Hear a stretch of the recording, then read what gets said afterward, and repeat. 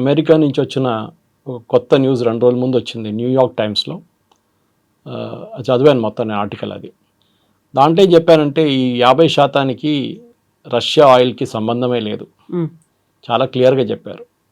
ఎందుకంటే ప్రధానమంత్రి గారు కెనడాకి వెళ్ళినప్పుడు అక్కడ మీటింగ్లో G7 మీటింగ్లో ఉన్నప్పుడు ట్రంప్ ఒక రోజు ముందు వచ్చేసారు, మీకు గుర్తుంటుంది. అవును, నేను అక్కడ ప్రాబ్లం ఉంది యూక్రెయిన్లో, నేను చూడడానికి వెళ్తున్నాను అని చెప్పేసి వాషింగ్టన్కి వచ్చేసారు. మోదీ గారు వచ్చాకన్నా ముందు ఏం చేశారు అక్కడ వచ్చిన తర్వాత one of the meetings Asim మునీని పిలిపించారు పాకిస్తాన్ నుంచి. భోజనం పెడతాను నిన్ను అని చెప్పి పిలిపించారు అక్కడికి. మోదీ గారు ఆ ట్రిప్ కంప్లీట్ చేసి క్రొయేషియాకి వెళ్తున్నప్పుడు మోదీ గారికి ఫోన్ చేశారు. కెనడా నుంచి బయలుదేరుతున్న టైంలో యూఎస్కి వచ్చి ఒక ½ అన్ అవర్ ఇక్కడ ఉండి వెళ్ళండి అని చెప్పారు. వాషింగ్టన్ వచ్చి డిన్నర్ చేసి వెళ్ళండి. మోదీ గారు అన్నారు sorry I have to go to Croatia. అప్పుడు ట్రంప్ చెప్పారంట what is Croatia, such a small country, ఇంత చిన్న దేశం, ఇంత పెద్ద ఇంపార్టెన్స్ ఏమి ఇస్తున్నారు మీరని. తర్వాత తెలిసింది అక్కడున్న రేర్ ఎర్త్స్ ఉంది, దానికి అగ్రిమెంట్కి వెళ్ళారు మోదీ గారు అని చెప్పేసి. మోదీ గారు వెళ్ళలేదు. మోదీ గారికి అర్థమైపోయింది గేమ్ ఏంటనేది. ట్రంప్కి ఏం కావాలంటే అజీం మునీని అక్కడ ఉంచుకొని వైట్ హౌస్లో మోదీ గారు వచ్చినప్పుడు ఇద్దరిని ఒక రూమ్లో తీసుకొచ్చి షేక్ హ్యాండ్ చేసి నేనే చూడండి పాకిస్తాన్ ఇండియా యుద్ధం ఆపానని చూపాడు. మోదీ గారికి ఆ గేమ్ ముందే తెలిసిపోయింది. మోదీ గారు కావాలంటే వాషింగ్టన్కి వెళ్తుండే, అసీం మునీర్ అక్కడ లేకుంటే మోదీ గారు బహుశా వెళ్తుండే అప్పుడు, కానీ వెళ్ళలేదు. ఈ వెంట్ టు క్రొయేషియా. అది ట్రంప్కి చాలా కోపం వచ్చింది. ఎందుకంటే ఫస్ట్ టైం మనం చూస్తున్నాం నోబెల్ పీస్ ప్రైజ్కి యూజువల్లీ క్యాంపెయినింగ్ ఉండదు, ఎవరు క్యాంపెయిన్ చేయరు. ఎందుకంటే నార్వీజియన్ కమిటీ వాళ్ళు చాలా సీక్రెటివ్గా అనలైజ్ చేస్తారు, ఎవరు రన్నింగ్లో ఉన్నారు, ఎవరు లీడింగ్లో ఉన్నారు ఏం చెప్పారు వాళ్ళు. కానీ ఫస్ట్ టైం చూస్తున్నట్టే వైట్ హౌస్లో ఉన్న అందరూ ఇంక్లూడింగ్ వాళ్ళ ప్రెస్ సెక్రటరీ కానివ్వండి, వాళ్ళ కామర్స్ సెక్రటరీ కానివ్వండి, వాళ్ళ ఫారెన్ అఫైర్స్ డీల్ చేస్తున్న అందరూ ట్రంప్కి నోబెల్ ప్రైజ్ అని రికమెండ్ చేసుకుంటూ పోతున్నారు.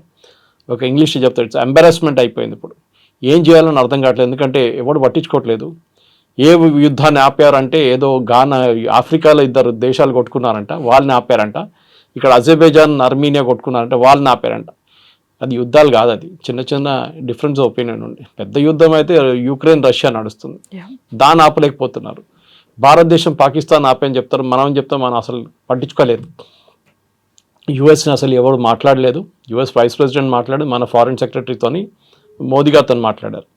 ట్రంప్ అంటున్నారు నన్ను వీటిలో లేసి అంటారు, ఇప్పటిదాకా 27 సార్లు చెప్పారు నేనే ఆపాను అంటారు. కానీ ఒక ప్రూఫ్ లేదు, ఏం లేదు. ముందన్నారు మా వాళ్ళు మాట్లాడారన్నారు, నిన్న మొన్న అంటున్నారు నేనే మాట్లాడాను అంటున్నారు. యూజువలీ ఒక ప్రెసిడెంట్ అండ్ ప్రైమ్ మినిస్టర్ మాట్లాడినప్పుడు ప్రెసిడెంట్ మాట్లాడినప్పుడు రీడ్ అవుట్ అని ఒకటి కాన్సెప్ట్ ఉంటుంది. అంటే కాల్ రికార్డ్ చేస్తారు, మొత్తం 2 సైడ్లు చేస్తారు, వాళ్ళు చేస్తారు వీళ్ళు చేస్తారు. ద ఐడియా ఏంటంటే మీడియాకి ఒక ప్రెస్ నోట్ లాగా ఇవ్వడానికి వాళ్ళకి ఒక రీడ్ అవుట్ కావాల్సి వస్తుంది. బహుశా మొత్తం మాట్లాడి యూజువలీ మీడియాకి ఇవ్వరు. మేజర్ పోర్షన్స్ ఎడిట్ చేసి వాయిస్ కాకుండా టెక్స్ట్ బేస్లో మీడియాకి రిలీజ్ చేస్తారు. ఇది మాట్లాడారు ట్రంప్ మోదీ, వాళ్ళు ఇది అగ్రీ చేశారు, ఇది డిసగ్రీ చేశారు, ఇది చేద్దామని చెప్పారు, అక్కడికి ఇదన్నీ అన్ని మొత్తం ఒక పారాగ్రాఫ్, ఒక 5-10 పారాగ్రాఫ్ తయారు చేసి బుల్లెట్ పాయింట్స్ లాగా ఈవెన్ పారాగ్రాఫ్ లాగా చేసి ఇచ్చేస్తారు మీడియాకి. ఈసారి ఇది జరగలేదు, ఎందుకంటే మోదీ గారు కాలే చేయలేదు ట్రంప్, వ్యాన్స్ కాల్ చేశారు, అదే రికార్డులో ఉంది, దాంది రీడౌట్ వచ్చేస్తుంది. దాంట్లో క్లియర్గా చెప్పారు పాకిస్తాన్ గురించి అసలు మాట్లాడలేదు, పాకిస్తాన్ గురించి ఆఫర్ కూడా చేయలేదు, వాళ్ళు ఏం చేయలేదు. కానీ ట్రంప్కి ఏంటంటే ఈ భారతదేశం పాకిస్తాన్ యుద్ధం నేను ఆపాను, ఒక న్యూక్లియర్ వార్ నేను ఆపాను, దాంతోపాటు నేను ట్రేడ్ డీల్ కూడా అగ్రీ చేసుకున్నాను వాళ్ళతో అని చెప్పానండి. ఇప్పుడు ట్రేడ్ డీల్ ఏమైందండి? ఇప్పుడు ట్రేడ్ డీలే లేదు. ఇప్పుడు పాకిస్తాన్ ఇంత ఎక్సైటెడ్ ఎందుకు అయిపోతున్నారు, యూఎస్ పాకిస్తాన్ వైపు ఎందుకు వెళ్తున్నారు అంటే, ఒకటి మనందరూ చూడు ట్రంప్ వాళ్ళ ప్రైవేట్ ఫ్యామిలీకి ఒక బిట్కాయిన్ కంపెనీ ఉంది ఒకటి, ట్రంప్ వాళ్ళ కొడుకు దాంట్లో డైరెక్టర్. ఆ కంపెనీ పాకిస్తాన్కి వచ్చి ఇన్వెస్ట్ చేశారు. పాకిస్తాన్లో ఉన్న కొన్ని ఆర్గనైజేషన్ దాంట్లో ఇన్వెస్ట్ చేశారు. అది లండన్ బేస్ కంపెనీస్. ఈ లండన్ బేస్ పాకిస్తానీ కంపెనీస్ అంతా పాకిస్తాన్లో ఉన్న ఆర్మీ జనరల్స్, అక్కడ ఉన్న arm forces, navy, air force, కానీ అక్కడ ఆర్మీ అన్నిటికంటే పవర్ఫుల్. ఆర్మ్ ఫోర్సెస్లో ఇల్లీగల్గా సంపాదించిన డబ్బులు లండన్లో తీసుకెళ్ళి పెడతారు వీళ్ళు. అది అన్నారు స్టార్టింగ్ యాయ్యా ఖాన్ నుంచి పర్వేజ్ ముషరఫ్ దాకా అదే పనిచేశారు, జియాउल हक అందరూ. ఆ డబ్బులతోని వీళ్ళు అక్కడ అపార్ట్మెంట్లు కొనుక్కుంటారు, ల్యాండ్ కొనుక్కుంటారు, రియల్ ఎస్టేట్ కొనుక్కుంటారు, యూరోప్లో విల్లాలు కొనుక్కుంటారు ఈ పాకిస్తానీ జనరల్స్. దాంతోపాటు ఇట్లా ఇన్వెస్ట్మెంట్ కూడా చేస్తారు, అక్కడెక్కడ షేర్లు కొనుక్కుంటారని. డబ్బులు పెట్టుకొని ఈ యుఎస్ కంపెనీలో పాకిస్తానీ జనరల్స్, ఇప్పుడున్న అసీం మునీర్ వాళ్ళ ఫ్యామిలీ కానీ మిగతా వాళ్ళు అందరు కలిసి ఇన్వెస్ట్ చేశారు. కానీ దానికి ఒక ఫ్రంట్ కంపెనీ పెట్టారు, ఏదో పేరు పెట్టేసి సివిలియన్ కంపెనీ లాగా పేరు పెట్టేశారు దానికి. అది చాలా ఎక్సైటెడ్ అయిపోయారు ట్రంప్, ఎందుకంటే ఆయనకి చాలా మంచి డబ్బులు వచ్చేసినాయి సడన్గా ఫ్రీగా. అది కాకుండా బలూచిస్తాన్ వైపు ఉన్నప్పుడు ఖైబర్ పఖ్తూన్ఖ్వా దగ్గర రేర్ ఎర్త్స్ ఉన్నాయి చాలా మటుకు. దాంట్లో టంగ్స్టన్ ఎక్కువ, అక్కడ పెలేడియం ఉందని చెప్తున్నారు కానీ తెలియదు. టంగ్స్టన్ డెఫినెట్గా ఉంది అక్కడ ఏరియాలో, లిథియం కూడా ఉండొచ్చు అని చెప్తున్నారు. ఇది ట్రంప్కి కావాలి, ఎందుకంటే రేర్ ఎర్త్స్ చాలా పెద్ద కాన్సెప్ట్ అయిపోయింది. ఇప్పుడు కార్ల నుంచి మీరు ఏదైనా తీసుకోండి, దాంట్లో మ్యాగ్నెట్స్ కానీ మిగతా రేర్ ఎర్త్స్ యూజ్ చేయడంలో, చిప్స్లో తయారు చేయడంలో చాలా మటుకు రేర్ ఎర్త్స్ పనికి వస్తుంది. సో ట్రంప్ దాంట్లో ఇంట్రెస్టెడ్ అయిపోయారు. సో పాకిస్తాన్ వైపు నుంచి వాళ్ళు ఫ్రీగా ఇచ్చుకుంటూ వెళ్ళిపోతున్నారు, మనం ఏమి ఇవ్వట్లేదు. ట్రేడ్ టాక్స్ మొదలు పెట్టాం. ట్రేడ్ టాక్స్ ఏమన్నారు వాళ్ళు, మన వైపు నుంచి మనం దీనికన్నా ముందు కూడా మాట్లాడాం మీతో, దట్ మా దగ్గర నుంచి మీరు ఫ్రూట్స్ అండ్ వెజిటబుల్స్ కొనుక్కోవాలని చెప్పి మనం ఓకే అని చెప్పాం. అది కాకుండా మా దగ్గర ఫార్మింగ్ ప్రోడక్ట్స్ కొని మీరు కొనాలని చెప్పి, బియ్యం కానివ్వండి, గోధుమలు కానివ్వండి, మిగతా జవార్ కానివ్వండి, డైరీ ప్రోడక్ట్స్ కూడా కొనాలన్నా మేము కాదని చెప్పాం. ఎందుకంటే ఒకటి, జెనెటికలీ మోడిఫైడ్ క్రాప్స్ మనం యాక్సెప్ట్ చేయం మన దేశంలో, చాలా పెద్ద ప్రాబ్లం ఉంది మన దగ్గర. డైరీ ప్రొడక్ట్స్ ఎందుకు వాడమంటే, డైరీలో యూజ్ చేస్తున్న ఫీడ్ అంటే అక్కడున్న ఆవులకి ఇస్తున్న ఫీడ్, అది ఆవులనే ఇస్తారు, మీట్ యూజ్ చేస్తారు వాళ్ళు. ఆలోచించండి, నాన్ వెజ్ ఫీడ్ ఇస్తారు వాళ్ళు. ఇదొకటి. ఇట్లాంటి పరిస్థితుల్లో మనం మన దగ్గర యుఎస్ నుంచి ఎందుకు కొనుక్కోవాలి మనం? మిగతా ప్రోడక్ట్స్ మనకు అబ్జెక్షన్ లేదు, అంత పెద్ద ప్రాబ్లం ఏం లేదు.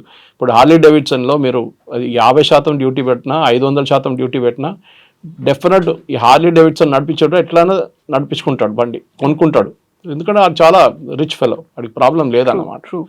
సో ఈ ఒక ఇష్యూలో వచ్చినప్పుడు మీరు ఏం చూస్తున్నారంటే, స్పెసిఫిక్గా ఈ ట్రంప్కి చెప్పిన ఒక కాన్సెప్ట్ ప్రకారం ట్రంప్ ఏమంటున్నారంటే, నాకు జీరో యాక్సెస్ కావాలి.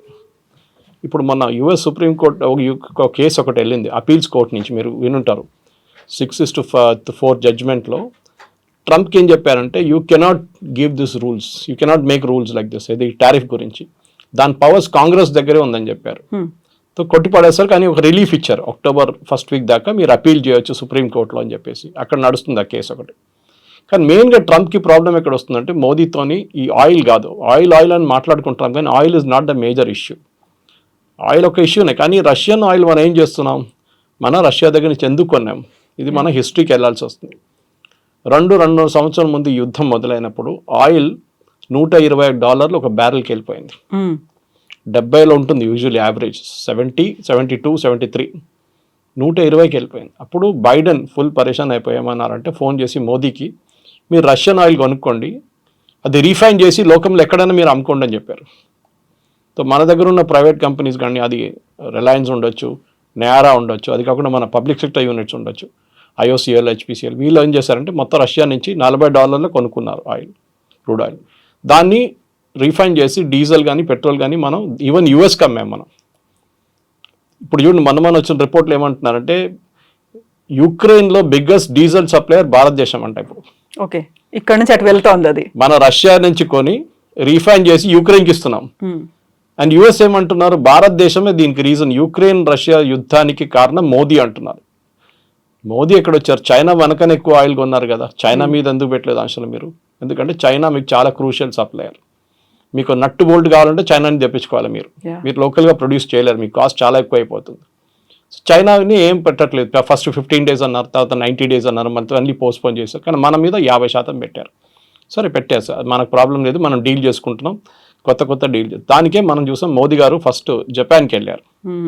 జపాన్లో వెళ్ళి మోదీ గారు ప్రైమ్ మినిస్టర్ని కలిశారు, మాట్లాడుకున్నారు, బుల్లెట్ ట్రైన్లో ట్రావెల్ చేశారు, 8 బుల్లెట్ ట్రైన్కి అగ్రిమెంట్ సైన్ చేసుకున్నారు. మన వైపు నుంచి అక్కడికి వెళ్ళే ప్రోడక్ట్స్, అక్కడి నుంచి ఇక్కడికి వచ్చే ప్రోడక్ట్స్, ఈవెన్ జపాన్కి వెళ్ళే ముందు మారుతి EV వెహికల్స్ రోల్అవుట్ చేశారు ఇక్కడి నుంచి, made in India, make for the world అని చెప్పేసి కాన్సెప్ట్ మీద. సో భారతదేశం కొత్త మార్కెట్స్ యాక్సెస్ చేయబోతున్నారు, ఆల్రెడీ స్టార్ట్ అయిపోయింది ప్రాసెస్ అది. సో అక్కడే ట్రంప్కి పెద్ద ప్రాబ్లం వస్తుంది. ట్రంప్ ఏమనుకున్నారంటే, మెక్సికో లాగానో కెనడా లాగానో కొంచెం స్క్వీజ్ చేస్తే భారతదేశం ఏడుస్తుంది, సరెండర్ అయిపోతారు. కానీ ఇప్పుడు చూస్తున్నాం మనం, మోదీ గారు అసలు పట్టించుకోవట్లేదు. సో ఇలాంటి కండిషన్లోనే అసలు మోదీ పట్టించుకోవట్లేదని తెలిసిన తర్వాత అక్కడ ఒక క్రై అనేది వినిపిస్తోంది, ఒక భిన్నమైనటువంటి వాదనలు ఉన్నాయి. అయ్యో అనేటువంటి భావంతో పాటుగా ఎలా అయినా మళ్ళీ భారత్ మా కాళ్ళ దగ్గరికి వస్తుంది అనేటువంటి ఒక భావన ముందు కనిపించింది, కానీ అది మెల్లిమెల్లిగా డైల్యూట్ అయిపోయినట్టుంది కదా. చైనాలో జరిగిన యుఎస్ ప్రెసిడెంట్ అడ్వైజర్ ఒకరు ఉన్నారు, నవారో అని చెప్పి, Peter నవారో. He is actually an agent is official diplomat కాదు ఆయన, ఒఫీషియల్ ఫైనాన్స్ పర్సన్ కూడా కాదు. ట్రంప్ వాళ్ళ ఏజెంట్ ఆయన. ఆయన అపార్ట్మెంట్లు అమ్ముతుండే, రియల్ ఎస్టేట్ అమ్ముతుండే. ట్రంప్కి వచ్చిన అడ్వైజర్గా తీసుకొచ్చారు ఆయన్ని. నెగోషియేటింగ్ చాలా బాగా చేస్తాడు కదా రియల్ ఎస్టేట్లో, మనం దీంట్లో పెట్టుకుందాం అని చెప్పి. మొన్న ఒక స్టేట్మెంట్ చూశారు, Brahmins are making money out of selling Russian oil అని చెప్పి. అది యూజువలీ వీళ్ళు బాస్టన్ బ్రాహ్మిన్స్ అని యూజ్ చేస్తారు. కానీ మన దాంట్లో అది entire thing got back fired. ఎందుకంటే ఇదే కాన్సెప్ట్ రాహుల్ గాంధీ యూజ్ చేస్తున్నారు. బ్రాహ్మిన్స్ అన్ని ఉద్యోగాలు తీసుకెళ్ళిపోతున్నారు, బ్రాహ్మిన్స్ ఆర్ డబ్బులు అని మనకు తెలుసు. బ్రాహ్మిన్స్ రియల్ స్టేట్ మన అందరికి తెలుసు. ఓకే, వాళ్ళు ఏ పరిస్థితిలో ఉన్నారు మన అందరికి తెలుసు. నేను ఇవాళ ఒక విద్యాశ్రమంకి వెళ్ళి వచ్చాను, చూశాను నేను అక్కడ వేద పాఠశాలలో. వాళ్ళ పరిస్థితి చాలా దారుణం ఉంది వాళ్ళది. వాళ్ళని ఇప్పుడే మనం కొంచెం ఎంకరేజ్ చేసి పైకి తీసుకుంది. వాళ్ళ ట్రెడిషనల్ ట్రేడ్ వాళ్ళ గుడిలో ఉంటుంది అంతే. వాళ్ళు దానికన్నా ఎక్కువ వాళ్ళు బయటికి రారు. సరే, ఎప్పుడో జరిగింది, ఏదో అత్యాచారం జరిగిందని చెప్తున్నారు, కానీ ఈ బ్రాహ్మిన్స్ ఎందుకు తీసుకొచ్చారో అర్థం కావట్లేదు. Anyway that issue got back fired completely. ఇప్పుడు ఏం చేయాలని వాళ్ళకి అర్థం కావట్లేదు మీరు చెప్పినట్లు. ఇప్పుడు అదే పరిస్థితిలో ఫస్ట్ జపాన్కి వెళ్ళారు మోదీ గారు. ఈ అగ్రిమెంట్స్ అన్ని సైన్ చేశారు, 8 అగ్రిమెంట్స్ సైన్ చేశారు, చాలా సాలిడ్ అగ్రిమెంట్స్. అది కూడా ఇప్పటి నుంచి 5 సంవత్సరాల లోపల ఫినిష్ అయ్యే ప్రాజెక్ట్స్ అన్ని చేసుకున్నారన్నమాట. జపాన్ దగ్గర మనం తీసుకోవాల్సింది టెక్నాలజీ. వాళ్ళకి చాలా అడ్వాన్స్గా టెక్నాలజీ వాళ్ళ దగ్గర కొంచెం స్ట్రాంగ్ పాయింట్. లాస్ట్ ఒక 10 సంవత్సరాలు ఆ టెక్నాలజీ కొంచెం చల్లబడిపోయింది వాళ్ళది. బికాస్ వాళ్ళది వాజ్ మేజర్ ఎక్స్పోర్ట్. ఎలక్ట్రానిక్స్ వాళ్ళది మేజర్ ఉండే. ఒక టైంలో మనం సోనీ అనే బ్రాండ్ విధంగానే మనం కన్ను మూసుకొని కొనేస్తుండే. కానీ ఇప్పుడు మార్కెట్లో చాలా మటుకు మిగతా బ్రాండ్స్ కూడా వచ్చేసినాయి. కొరియా నుంచి బ్రాండ్స్ ఉన్నాయి, చైనా నుంచి ఉన్న బ్రాండ్స్ ఉన్నాయి, చాలా మటుకు బ్రాండ్స్ వచ్చేసినాయి. సరే, సోనీ ఇప్పుడు కూడా ఉంది, quality wise it's considered number 1. Japanese cars కూడా అంతే. మన దగ్గర ఒరిజినల్ మారుతి స్టార్ట్ అయినప్పుడు సుజుకి పార్ట్నర్ ఉండే, ఇప్పుడు నా సుజుకి ఎంటైర్ కంపెనీ వాళ్ళు కొనుక్కున్నారు. సో జాపనీస్ దగ్గర నుంచి మనకు టెక్నాలజీ వస్తుంది. మన వైపు నుంచి జపాన్కి వెళ్ళేది ఫార్మస్యూటికల్ కానీ మిగతా ప్రోడక్ట్స్ కానీ. జపాన్లో తయారు చేయలేని ప్రోడక్ట్స్ మనం ఇక్కడ తయారు చేసి పంపిస్తాం, స్పెషల్లీ చిన్న చిన్న మిషనరీ పార్ట్స్ కూడా.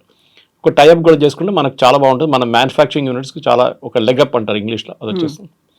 నెక్స్ట్ మోదీ గారు వెళ్ళింది షాంఘై కోఆపరేషన్ ఆర్గనైజేషన్ మీటింగ్కి.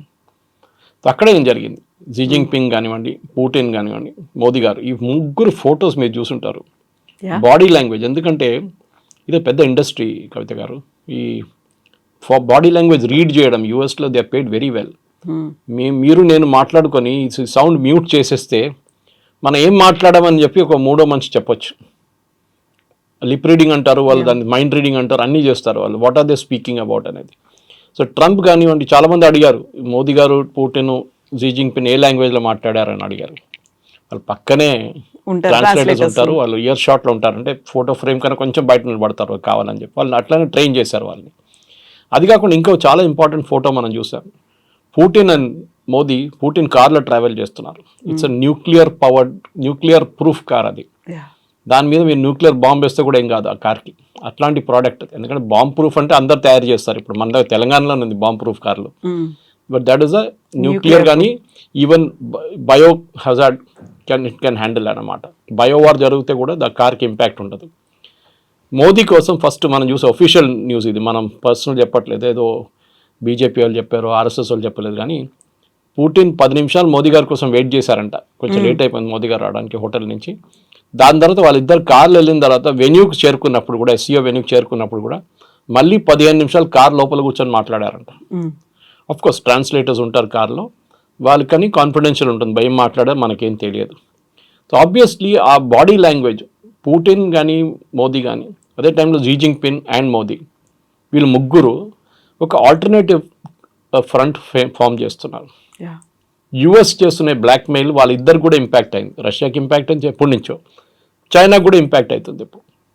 సో ఒక ట్రంప్ని ఒక లెసన్ నేర్పియాలని చెప్పి వీళ్ళు డిసైడ్ చేసుకున్నారు. దాంట్లో 2-3 రూట్స్ చేయొచ్చు. ఒకటి ఈ ముగ్గురు రాష్ట్రాలు కలుపుకుంటే, రష్యా, ఇండియా, చైనా కలుపుకుంటే 36% మన వరల్డ్ జీడిపి వాళ్ళ దగ్గర ఉంది. ఓకే, అప్రాక్సిమేట్లీ $1 trillion కూడా it's I think around $36 trillion trade ఉంది వాళ్ళ దగ్గర. అది కాకుండా అన్నిటికంటే ఇంపార్టెంట్ ఏంటంటే వీళ్ళు ఒక ఆల్టర్నేటివ్ స్విఫ్ట్ సిస్టమ్, అంటే అమెరికా డాలర్ టర్మ్స్లోనే అన్ని మాట్లాడతారు. మీకు గుర్తుంది కవిత గారు, ఇది బ్రిక్స్ వచ్చినప్పుడు లాస్ట్ ఒక 6 నెలల ముందు ట్రంప్ వచ్చినప్పుడే ఇమ్మీడియట్గా ట్రంప్ థ్రెటన్ చేశారు సౌత్ ఆఫ్రికాని, బ్రెజిల్ని, మీరు ఆల్టర్నేట్ కరెన్సీ తీసుకొస్తే మీ పని నేను చూసుకుంటానులే అని చెప్పేసి. అవును, ఎందుకంటే భయం ఏంటంటే డాలర్ని రీప్లేస్ చేసేస్తే డాలర్ విలువ పోతుంది మొత్తం కంప్లీట్గా. ఆల్రెడీ చాలా వీక్ అయిపోయింది డాలర్. మనం ఇండియన్ రూపీతో కంపేర్ చేయకూడదు. బికాజ్ ఇండియన్ రూపీ చాలా వీక్ అయింది, కానీ ఆల్ కరెన్సీస్ వీక్ అయిన దాంట్లో అన్నిటికంటే తక్కువ ఇండియన్ రూపీ. మీరు బ్రిటిష్ పౌండ్తో కంపేర్ చేయండి డాలర్ పడిపోయింది యాక్చువల్లీ విలువలో. ఎనీవే అది మనకు సబ్జెక్ట్ మ్యాటర్ కాదు, కానీ మన ఇక్కడ అంటే ఆల్టర్నేటివ్ పేమెంట్ సిస్టమ్ ఒకటి ఫామ్ చేయాలి. మనం ఇది ఎప్పుడు చూసామంటే ఫస్ట్ ఇరాన్ మనకి ఆయిల్ మనం కొనుక్కున్నప్పుడు వీళ్ళు ఇరాన్ మీద ఆంక్షలు పెట్టారు, ఎవరు? యుఎస్. వీళ్ళు న్యూక్లియర్ ప్లాంట్లో మిసైల్స్ తయారు చేస్తున్నారు అది ఇది చెప్పి. మనం ఏం చేసాం, రూపీ పేమెంట్ చేసాం ఫస్ట్. తర్వాత ఏం చేసాం, బార్టర్ పేమెంట్ చేసాం. వాళ్ళకి బియ్యం కావాలంటే మనం వాళ్ళకి బియ్యం ఇచ్చాం, వాళ్ళు మనకు ఆయిల్ ఇచ్చారు. దాని తర్వాత యూఎస్ వచ్చి మళ్ళీ స్ట్రిక్ట్ చేశారు, మీరు ఇంకా చేస్తే మిమ్మల్ని అది చేస్తా ఇది చేస్తాం అని చెప్తే సరే మనం అక్కడి నుంచి క్లోజ్గా ఇరాన్ని బంద్ చేసేసాం ఆయిల్ సప్లై. మళ్ళీ రష్యా నుంచి మొదలుపెట్టాం, రష్యా నుంచి కొనుక్కుంటున్నాం. ఇది డాలర్ని ఆపడానికి కూడా మనం చాలా మటు సహాయం చేసాం, కానీ ఇప్పుడు will not help them at all. Dollar free float కానివ్వండి, డాలర్ ఎక్కడ పోతే అది పోనివ్వండి, మనకు ప్రాబ్లం లేదు. ఆయిల్ ప్రైస్ కూడా నేను చెప్పినట్లు బైడెన్ ఏం చెప్పారు ఆ టైంలో, ఆయిల్ ప్రైస్ హోల్డ్ చేయండి, ఇండియా ఇట్లా రీఫైన్ చేసి పంపిస్తే ఆయిల్ ప్రైస్ $70-80 ఉంటుంది, లేకుంటే $200 వెళ్తుండే అని చెప్పి యుఎస్ ఎకానమిస్టే చెప్తున్నారు. భారతదేశం ఇంటర్ఫియర్ కాకపోతే రష్యన్ ఆయిల్తోని world wide crude oil prices $200 వెళ్ళిపోతుంటే మొత్తం వరల్డ్ ఎకానమీ దెబ్బతింటుండే. సో భారతదేశాన్ని అప్రిషియేట్ చేయకుండా ట్రంప్ ఏమో మన మీద ఆంక్షలు విధిస్తున్నారు. మీరు తీసుకొని యుక్రెయిన్ రష్యా వార్లో పెడతారు. రష్యా ఆయిల్ అమ్మితే కూడా చైనాకి అమ్ముతున్నారు కదా, వాళ్ళు డబ్బులు ఇస్తారు కదా. టర్కీ తీసుకుంటున్నారు, టర్కీని ఏం చెప్పట్లేదు, ఎందుకంటే మిడిల్ ఈస్ట్లో టర్కీ పనికి వస్తారు. ఇదంతా ట్రంప్ ఆడే గేమ్ అనమాట. దీంట్లో అన్నిటికంటే ఇంపార్టెంట్ కవిత గుర్తుపెట్టుకోవాలి, టఫ్గా ఉన్న నేషన్స్ మనం టఫ్గా యాక్ట్ చేస్తే వాళ్ళు అసలు ఏం చేయరు, భయపడతారు యుఎస్. వీక్ నేషన్స్ని మొత్తం షుగర్ కేన్ జ్యూస్ మన చేస్తాం పిండేసి అట్లా పిండి చేసుకుంటారు వాళ్ళు. మెక్సికోని చూసినప్పుడు ఏమంటున్నారు, మెక్సికోని ఫస్ట్ ఒక టారిఫ్ అన్నారు, మళ్ళీ నెక్స్ట్ టారిఫ్ అన్నారు. ఇప్పుడు ట్రంప్ నిన్న స్టేట్మెంట్ ఇచ్చారు, ఏంటంటే మనం ఏం కావాలంటే చేసుకుంటే ఏం చేయలేరు మెక్సికో అని చెప్పి. మెక్సికో ఏం చేయలేరంట, మనం ఏం కావాలంటే చేసుకుంటాం మనం, మెక్సికో నేను చెప్పేది వింటారు వాళ్ళని. ఆలోచించండి వాళ్ళ పరిస్థితి, హెల్ప్లెస్ కంప్లీట్లీ. సో ఆ పరిస్థితికి మనం రాకుండా మోదీ గారు టఫ్గా ఉంటున్నారు.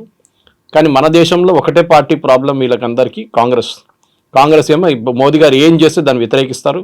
యుఎస్తో ఫ్రెండ్షిప్ పెట్టుకుంటే యుఎస్ ఫ్రెండ్షిప్ పెట్టుకున్నారంటారు. ఇప్పుడు యుఎస్తో కాకపోతే మళ్ళీ యుఎస్ ఎందుకు మీరు ట్రంప్తో ఎందుకు గొడవ పెట్టుకుంటా అంటారు. చైనాతో ఎందుకు పెట్టుకున్నారు మీరు అంటారు. కాంగ్రెస్కి ఒక కన్ఫ్యూజ్ పాలసీ ఉంది. కానీ మోదీ గారు చాలా డెలిబరేట్గా మన కొత్త మార్కెట్స్ కోసం, అది యూ ఉండొచ్చు, యూకే ఆల్రెడీ మనం FTA సైన్ చేసాం, యూరోపియన్ ట్రేడ్ బ్లాక్ సైన్ చేసేసాం మొన్న. ఇదన్నీ చూస్తే మన డాలర్ని ఈజీగా టర్న్ చేయొచ్చు. ఒక ఎగ్జాంపుల్ ఇస్తాను మీకు. కీటెక్స్ అని చెప్పి మన దగ్గర నంబర్ 1 ఇండియా నుంచి వెళ్ళే నంబర్ 1 లిటిల్ స్టార్ బ్రాండ్ యూఎస్లో టార్గెట్ అండ్ అక్కడున్న మేజర్ రీటైలర్స్లో అమ్ముతారన్నమాట వాళ్ళు. ఆ కంపెనీ మొన్న స్టేట్మెంట్ ఏమి ఇచ్చారంటే, మేము యూఎస్కి ఇప్పుడు మా ఎక్స్పోర్ట్ వెళ్ళట్లేదు, చాలా రేట్ ఎక్కువైపోయింది, వాల్మార్ట్ వాళ్ళు తీసుకుంటలేరు ఇప్పుడు అని, మేమేం చేస్తున్నామని ఇండియాలోనే మేము 1000 షాపులు ఓపెన్ చేయబోతున్నాం అని చెప్పారు. So Sabu Jacob whose MD of the company మన వరంగల్లో పెద్ద ఫ్యాక్టరీ పెట్టారు. మేము అదే టర్న్ ఓవర్ మేము ఇండియాలో ఈ 1000 స్టోర్లతో తెచ్చుకుంటాం, మాకు మార్జిన్స్ ఎక్కువ ఉంది మాకు ఇక్కడ, అక్కడేమో చాలా వేఫర్ థిన్ మార్జిన్లు ఆపరేట్ చేస్తున్నాం మేము. టార్గెట్ కానీ వాల్మార్ట్ ఎక్కువ డబ్బులు ఇయ్యారు, వాల్యూమ్ గేమ్ ఆడతారు వాళ్ళు. సో ఇప్పుడు ఇండియాలో స్టార్ట్ చేస్తే ఇండియన్ మార్కెట్ 140 కోట్ల మంది ఉన్నారు, we can sell the same product good price here in India అంటున్నారు వాళ్ళు. సో మన ఎకనామిక్ టైమ్స్లో కూడా ఒక ఆర్టికల్ వచ్చింది దాని గురించి. సో ఓవరాల్గా ఇప్పుడు ఏమైపోతుందో డొమెస్టిక్ మార్కెట్ మీద కూడా చాలా కాన్సన్ట్రేట్ చేస్తున్నారు మోదీ గవర్నమెంట్. దానికోసం GST రేషనలైజేషన్ వస్తుంది. ఇప్పుడు GST రేషనలైజేషన్ చాలా ప్రోడక్ట్ 0కి వెళ్ళిపోతుంది, లేకుంటే 5 లేకుంటే 18, ఈ 3 బ్యాండ్లో ఉండిపోతుంది అనమాట. సో డొమెస్టిక్ కన్జంప్షన్ కూడా పెంచితే మనం డెఫినెట్గా ఇంకా కొత్త మార్కెట్లు చైనా ఉండొచ్చు, రష్యా ఉండొచ్చు, యూరోప్ ఉండొచ్చు. సో ట్రంప్ని పక్కన పెట్టి ఇప్పుడు చూసిన మీరు చెప్పినట్ల సడన్గా ఇప్పుడు ఏం చెప్పట్లేదు వాళ్ళు అనుకున్నారు మనం ఇండియాని కొంచెం థ్రెటన్ చేస్తే ఇండియా పడిపోతారు, 100% పెడదాం రేపు అన్నారు. పెట్టండి, 100 ఎవరు కొంటారు. మీరు ఫార్మాస్యూటికల్స్ మీద ఎందుకు పెట్టట్లేదు, అవసరం ఉంది కాబట్టి. ఫార్మా ఎవరు అమ్మలేరు, మనం ఇచ్చిన రేట్కి ఇంకెవరు అమ్మలేరు యూఎస్కి, ఫార్మా మీద పెట్టట్లేదు. IT ఎందుకు పెట్టట్లేదు, IT మీరు యూఎస్లో ఇన్వెస్ట్ చేయాలన్నారు. నేను ఎగ్జాంపుల్ ఇస్తాను, మన CNN ఒక స్టోరీ వచ్చింది.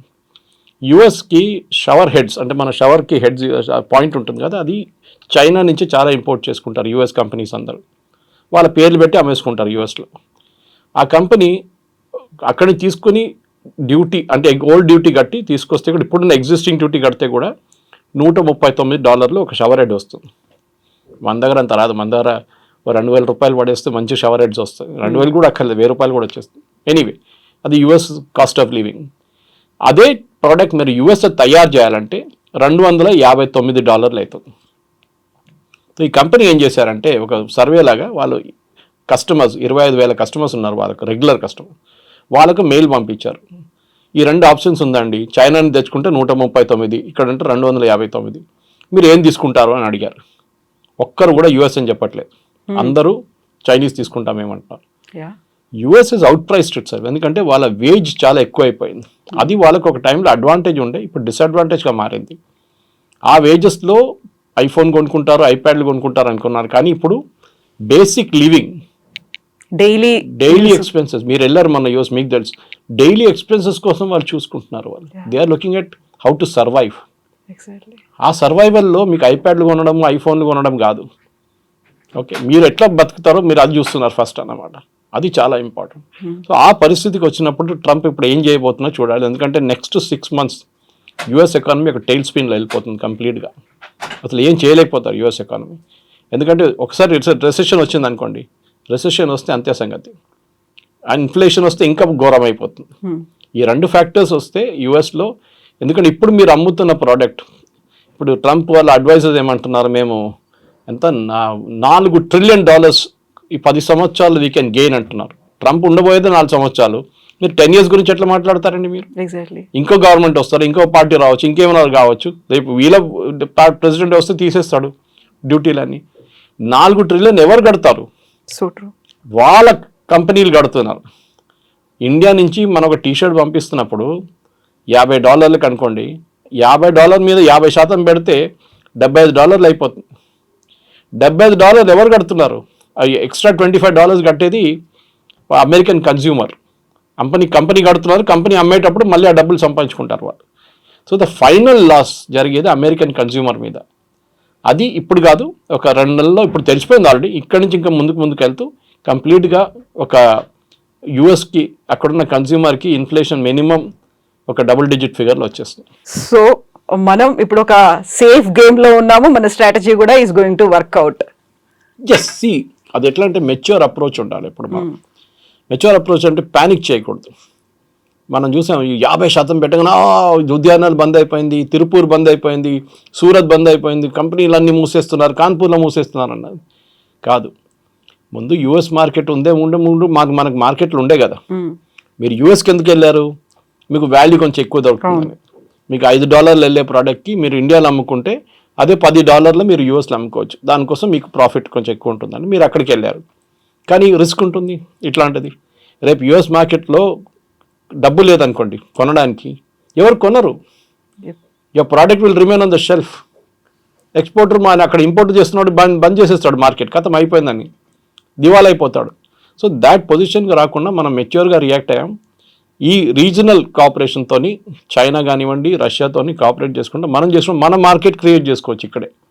చైనాతో మనకు చాలా ప్రాబ్లమ్స్ ఉన్నాయి, లేదని లేదు, బార్డర్ ప్రాబ్లమ్స్ చాలా ఉంది, రిజాల్వ్డ్ ఇష్యూస్, అన్రిజాల్వ్డ్ ఇష్యూస్ ఉన్నాయి. కానీ నమ్మకమైన మిత్రుడా అనేటువంటి డౌట్ వస్తుంది కదా.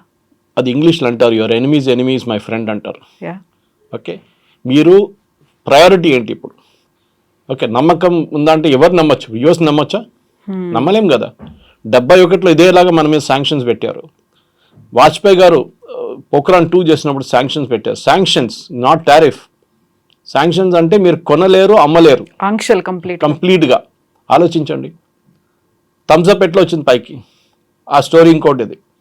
దట్ ఈస్ బికాజ్ కోకోకోలాని జార్జ్ ఫెర్నాండెస్ భారతదేశం తరిమి కొడితే థమ్స్అప్ పైకి వచ్చింది ఆ టైంలో. మన డొమెస్టిక్ ప్రొడక్ట్స్ ఎన్ని క్రియేట్ చేసాం మనం అట్లాంటిది. ఇప్పుడు యూఎస్ ప్రొడక్ట్స్ ఎన్ని వాడుతున్నాం మనం? రెస్టారెంట్ పాసిబ్లీ మెక్డానల్డ్స్ కానివ్వండి, కేఎఫ్సీ కానివ్వండి, పెప్సీ కానివ్వండి, కోక్ అని అనొచ్చు. మిగతా ఏం కొంటున్నాం మనం US products? We don't have any major share.